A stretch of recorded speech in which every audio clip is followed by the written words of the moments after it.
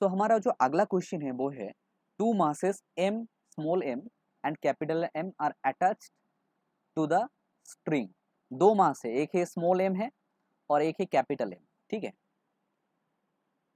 और जो क्वेश्चन है वो पूरा सिस्टम इक्विलिब्रियम में है। तो हमें इस क्वेश्चन से सॉल्व करना होगा कि जो टेन थीटा का वैल्यू है वो कितना होगा। तो देखो इस क्वेश्चन को हम कैसे सॉल्व करेंगे। देखो अगर आप इस मास को कंसिडर करेंगे, ओके, तो इस डायरेक्शन में जो फोर्स एक्ट हो रहा है वो कितना है mg। इस डायरेक्शन में इस मास के लिए जो फोर्स एक्ट हो रहा है वो कितना है mg। और मान लो इस डायरेक्शन पे जो फोर्स एक्ट हो रहा है वो है टेंशन फोर्स, तो इसमें भी तो टेंशन फोर्स एक्ट होगा ना, ठीक है। अच्छा, समझ में आया। तो देखो ये जो टेंशन फोर्स है ना, टेंशन फोर्स का इस साइड में जो कंपोनेंट होगा वो होगा t cos 45, और इस साइड में जो कंपोनेंट होगा वो t cos a भी 45 होगा, और इसका कंपोनेंट इस साइड में जो होगा वो है t sin 45। देखो ना ये तो टेंशन है, ये कौन सा फोर्स है, ये तो टेंशन फोर्स है, तो ए हो जाएगा t sin 45, और ए वाला भी हो जाएगा इसके लिए, और तो एक कंपोनेंट मिलेगा ए वाला भी हो जाएगा t sin 45। मैंने क्यों लिखा कि भाई देखो ये तो ए अगर t होता है तो t का इस साइड में कंपोनेंट क्या होगा t cos 45, और इस साइड में t का कंपोनेंट क्या होगा t sin 45। सिमिलरली अगर इसका टेंशन इस साइड में t होता है तो इस साइड में t का कंपोनेंट क्या होगा t cos 45, और इस साइड में जो t का कंपोनेंट होगा वो कितना होगा t sin 45। ठीक है, समझ में आया आपको। अच्छा, तो इस बॉडी के लिए हम क्या लिखेंगे, what can we write for this body. इस बॉडी के लिए हमें लिखना पड़ेगा कि देखो कि 2t, देखो 2t, ठीक है, साइन 45, साइन 45 इक्वल्स टू कितना है mg है।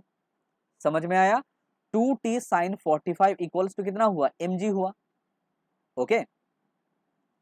और इसका मतलब 2t साइन 45 का वैल्यू कितना होता है 1/√2 होता है, इक्वल्स टू कितना होता है mg, ओके। समझ में आया। देखो एक बार देख लो, आपको अगर समझ में नहीं आया तो एक बार देख लो, ठीक है। मैंने जैसे बताया कि इस साइड में जो टोटल कंपोनेंट है वो कितना है, वो कितना है, वो है 2t साइन 45। इस साइड में जो टोटल t का कंपोनेंट है वो है 2t साइन 45, और इस साइड पे जो फोर्स है वो है mg। तो ये दोनों तो इक्विलिब्रियम कंडीशन में है, तो ऊपर के दिशा में 2t साइन 45 इक्वल्स टू कितना होगा mg। इसका मतलब इस इक्वेशन से आपको जिसका वैल्यू चाहिए था वो मिल गया, आपको मिल गया कि भाई जो t का वैल्यू है वो मिल गया कितना mgy, कितना है √2 है, ठीक है, समझ में आया। अच्छा, अब आओ इस बॉडी के लिए, इस बॉडी के लिए हम क्या लिखेंगे। देखो इस बॉडी के लिए इस साइड भी तो टेंशन फोर्स एक्ट होगा, वो कितना होगा टी होगा, और इस साइड में भी टेंशन फोर्स होगा लेकिन ये अलग होगा। मान लो क्योंकि ये तो अलग मास से कनेक्टेड है ना, देखो ये तो इसका एंगल भी अलग है और ये रस्सी भी अलग है, ये दूसरा रस्सी है, ठीक है। तो इसका टेंशन मान लो कितना है T1 है, ठीक है। तो देखो T1, T1 जो है वो कैसा है, देखो मान लो T1 जो है ऐसा है, इस पॉइंट पे T1 है, ऐसे है T1, ठीक है, देखो ना ऐसे है T1, ठीक है। और इस पॉइंट पे जो फोर्स एक्ट हो रहा है वो कितना है, वो है mg। अच्छा ये तो कैपिटल M होगा, कैप होगा ये, सही ना। देखो एक बार ठीक से सोचो बच्चों, एक बार ठीक से सोचो कि इसमें जो फोर्स एक्ट होगा वो कितना होगा mg होगा, ठीक है। अच्छा और क्या, ए जो एंगल है इसका वैल्यू कितना है थीटा, ओके। और इस साइड में भी एक फोर्स एक्ट हो रहा है वो है टी, ठीक है। अच्छा, तो देखो ये जो T1 है ना, T1 के कंपोनेंट क्या हो जाएगा, अगर इक्विलिब्रियम में है तो T1 का कंपोनेंट इस साइड में हो जाएगा T1 कितना साइन थीटा, और इस साइड में T1 का कंपोनेंट हो जाएगा T1 कॉस थीटा। समझ में आया आपको। अच्छा, देखो ए वाला जो एंगल है ना, अगर ए 45 होता है, ए वाला एंगल अगर 45 है, देखो ए वाला इस साइड में ए वाला अगर एंगल 45 है तो डेफिनेटली ए वाला एंगल भी 45 हो जाएगा, होगा ये या नहीं होगा, सोचो, ठीक है। इसका मतलब जो इस एंगल का वैल्यू होगा ए भी कितना हो जाएगा 45 हो जाएगा। ठीक है, ए जो एंगल होगा ए भी कितना होगा 45 होगा। तो देखो अगर हम टी का कंपोनेंट लेंगे तो इस साइड में जो टी का कंपोनेंट होगा वो हो जाएगा टी कॉस 45। समझ में आया? और इस साइड में जो टी का कंपोनेंट हो जाएगा वो हो जाएगा टी साइन 45। ठीक है, सोच के देखो। तो अभी जो हमारा फ्री बॉडी डायग्राम से जो फोर्सेस आया, तो इस साइड में जो हमारा फोर्स आया वो है T1 cos थीटा, और इस साइड में जो फोर्स आया वो कितना है, वो है T cos 45। कितना है? T cos 45। और इस साइड में हमारा जो फोर्स आया वो कितना है, वो है T1 sin थीटा, और इस साइड में हमारा जो फोर्स मिला वो कितना है, वो है T sin 45 और प्लस है mg। ठीक है, प्लस कितना है mg। तो हम क्या लिखेंगे बच्चों, हमें लिखना है कि भाई T1 हमें तो लिखना है अभी इक्विलिब्रियम कंडीशन में, क्योंकि ये तो इक्विलिब्रियम कंडीशन है। इसका मतलब T1 sin 45 plus mg equals to कितना, T1 sin थीटा। इसको दे दो इक्वेशन नंबर 1। ठीक है, और क्या लिखेंगे, और हमें ये भी तो लिखना पड़ेगा कि भाई T1 cos थीटा, इस साइड में T1 cos theta equals to कितना, T cos 45। T cos 45। ठीक है, समझ में आया? आपको समझ में आया? ठीक है, तो इक्वेशन नंबर 1 को इक्वेशन नंबर 2 से डिवाइड कर दो।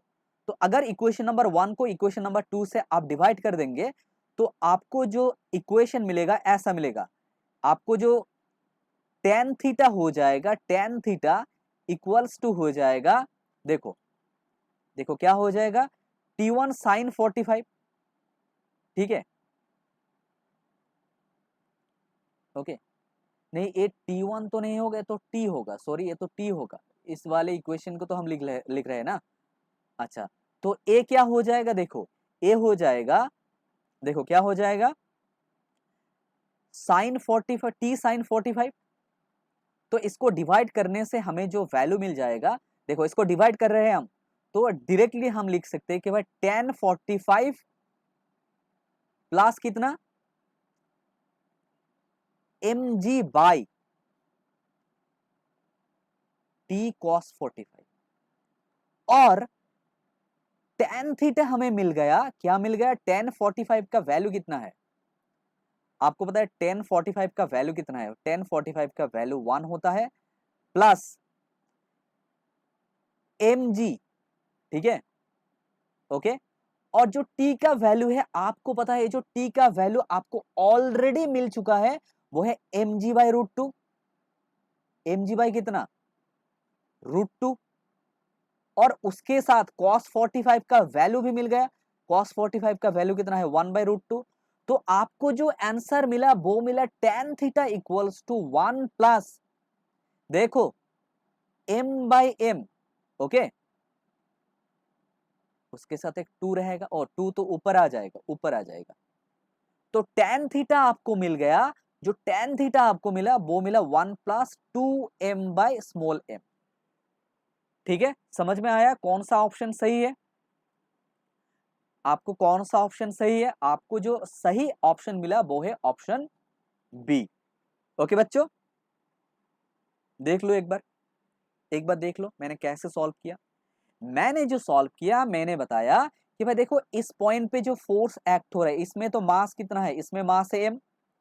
अगर इसमें मास m होता है तो डाउनवर्ड डायरेक्शन पे जो फोर्स एक्ट होगा वो कितना होगा, वो है mg।